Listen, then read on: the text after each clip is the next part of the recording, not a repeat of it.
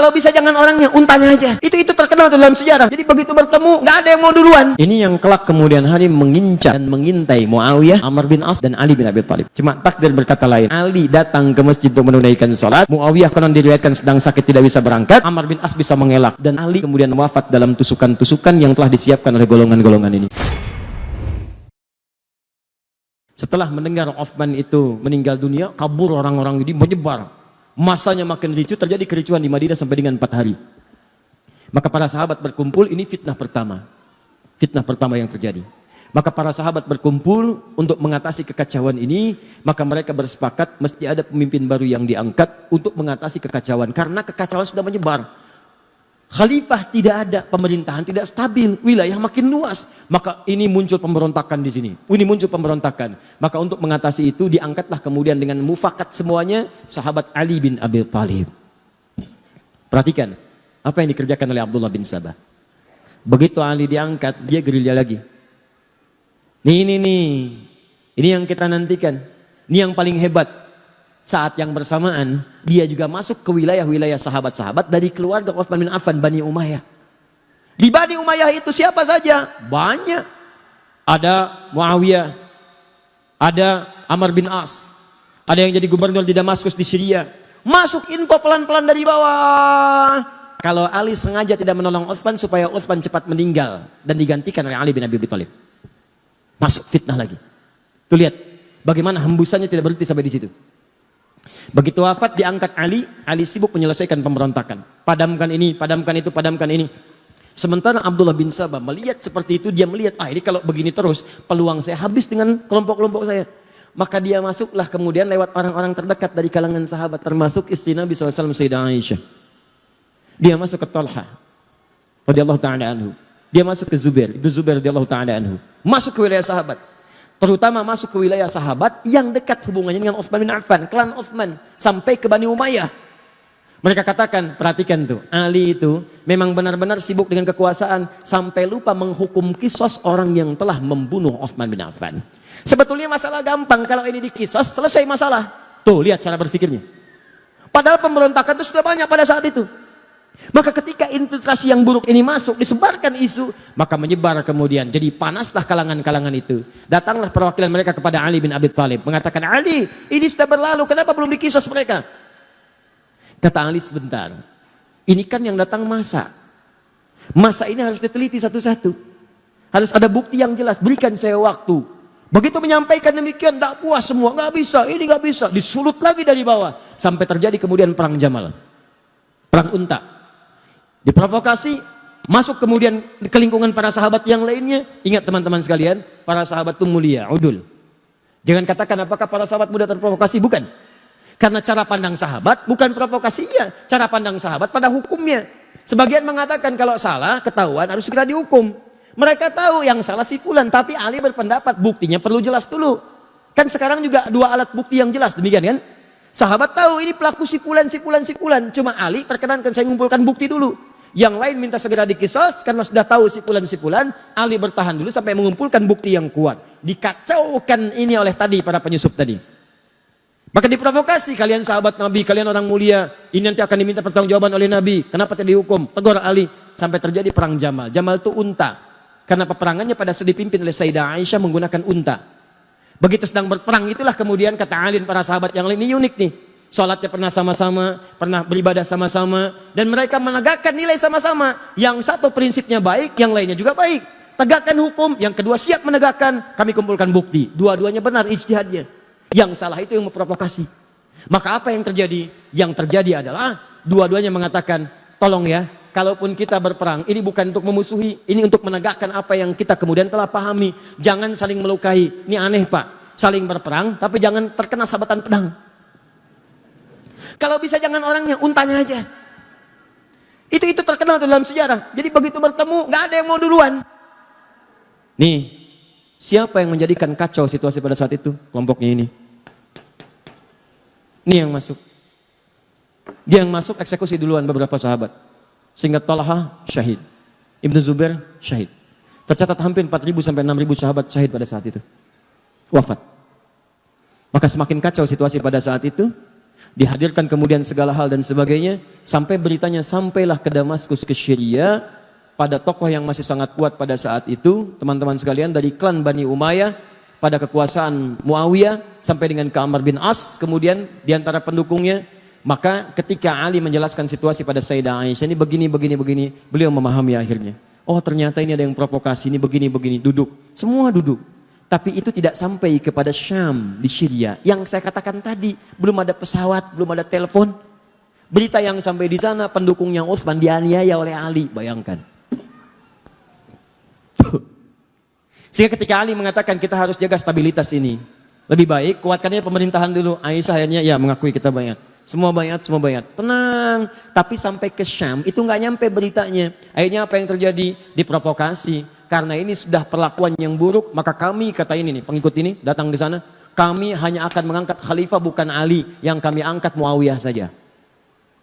Maka diangkatlah kemudian khalifah di sana sampai mendeklarasikan sebagai khalifah baru. Anda bayangkan tuh, fitnahnya luar biasa. Maka apa yang terjadi? Sudah nggak sempat, konon ada yang menyebutkan Muawiyah kirim utusan untuk klarifikasi, tapi di tengah jalan kemudian dieksekusi.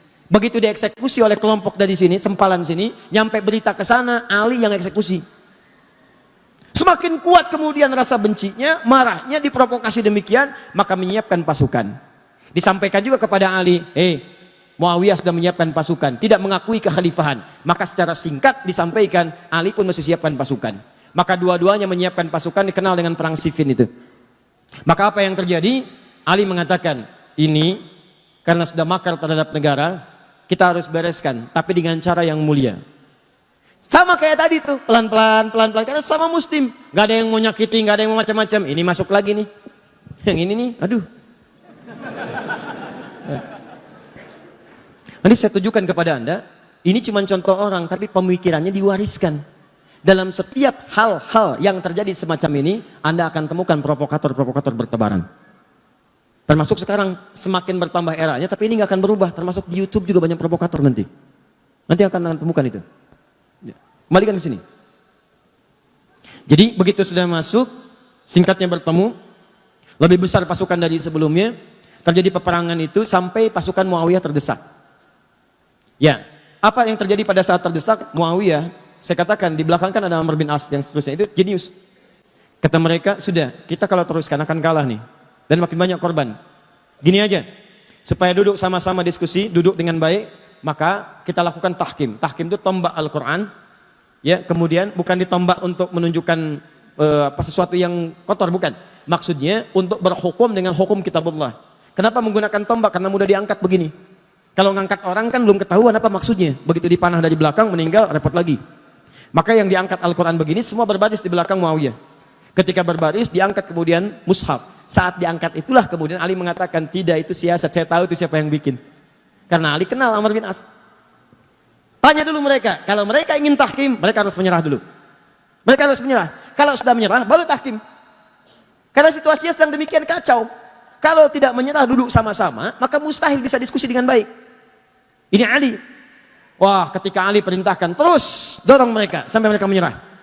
Maka yang satu golongan mengatakan, Ali kamu nggak benar nih. Dalam fikih perang, kalau sudah ada yang tahkim mengangkat Al-Quran, hukumi dikembalikan kepada Allah, nggak boleh kita serang. Maka orang-orang ini langsung keluar dari barisan Ali. Keluar dalam bahasa Arab disebut dengan kharaja. Orangnya kharijun.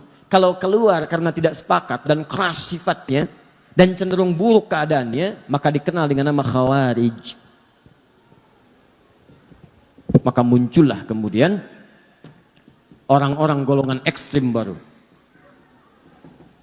Dia mengatakan, lihat nih, Ali menyimpang. Kafir nih Ali. Kafir. Anda bayangkan tuh. Siapa mereka dibanding Ali? Ali itu menantu Nabi. Jaminan surga. Pemuda paling hebat, paling setia. Nyawanya dikorbankan bahkan untuk risalah Islam, bahkan untuk Nabi. Dalam peristiwa Isra Mi'raj, itu cuma ada 3 orang di rumah itu. Begitu akan berangkat, kata Nabi, Ali, kamu tidur di tempat tidur saya ya. Saya dengan Abu Bakar akan hijrah. Kamu yang gantikan di sini. Itu tahu tempat tidur Nabi itu. Itu yang jadi tujuan. 100 orang pemuda pasukan khusus sudah ngintai, taruhannya nyawa. Ali masih muda, Abu Bakar sudah sepuh. Dengan Nabi mau berangkat. Apa kalimat Ali? Bala ya Rasulullah. Siap, siap dengan nyawanya. Tidak pernah tertuliskan di buku sejarah manapun Ali protes.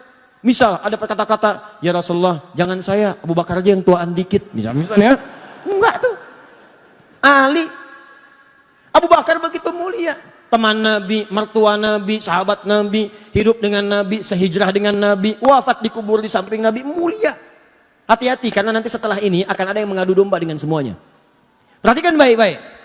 Wah, Ali begini, Ali begitu, kafir. Ini orang luar biasa nih. Baru belajar 1-2 hari udah nyebut Ali kafir. Kafir, kita keluar dari Ali. Orang-orang ini lagi kesini nih asalnya. Provokasi, Ali kafirnya, Ali nggak benar. Melanggar ketentuan Allah, kafir Ali. Maka keluar dia.